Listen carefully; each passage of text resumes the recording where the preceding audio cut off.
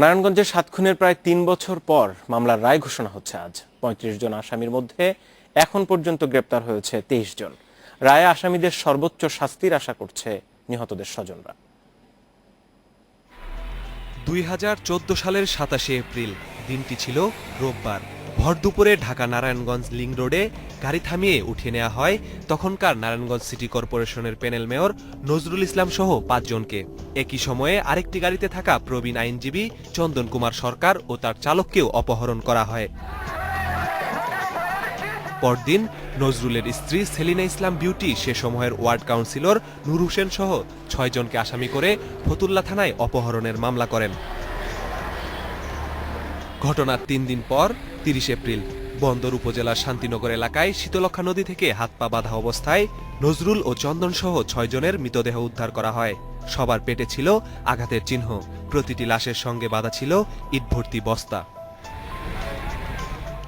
এরপরেই সেলিনা ইসলাম বিউটির অপহরণ মামলাটি হত্যা মামলায় রূপান্তরিত হয়। পহেলা মে সিরাজুল ইসলাম নামে আরও একজনের মৃতদেহ উদ্ধার করা হয়।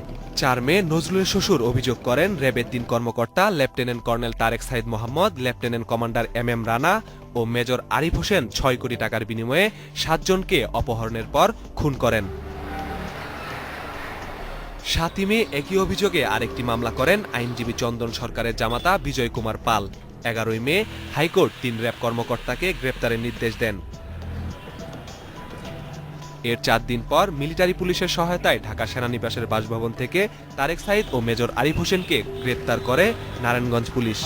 ১৬ মে নৌবাহিনীর গোয়েন্দা বিভাগের কর্মকর্তারা MM রানাকে ঢাকা ক্যান্টনমেন্ট থানা পুলিশের কাছে তুলে দেন। হত্যাকাণ্ডের প্রায় ১.৫ মাস পর ১৪ জুন কলকাতার দমদমে মামলার প্রধান আসামি নূর হোসেনকে গ্রেপ্তার করে ভারতীয় পুলিশ। পরের বছরের ১৩ নভেম্বর তাকে বাংলাদেশে ফিরিয়ে আনা হয়। গত বছরের ৮ ফেব্রুয়ারি দুটি মামলার তদন্ত শেষে নূর হোসেন ও র্যাবের সাবেক ৩ কর্মকর্তা সহ ৩৫ আসামির বিরুদ্ধে আদালতে অভিযোগ গঠন হয়। তাদের মধ্যে গ্রেপ্তার হয়েছেন ২৩ জন, যাদের ১৭ জনই সাবেক র্যাব সদস্য। গ্রেপ্তার আসামিদের ২১ জন আদালতে ১৬৪ ধারায় স্বীকারোক্তিমূলক জবানবন্দি দিয়েছেন। পলাতক ১২ জনের মধ্যে ৮ জন র্যাবের সাবেক সদস্য। এ মামলায় ১২৭ জন সাক্ষীর মধ্যে সাক্ষ্য দিয়েছেন ১০৬ জন। Masudur Rahman, independent news, Dhaka.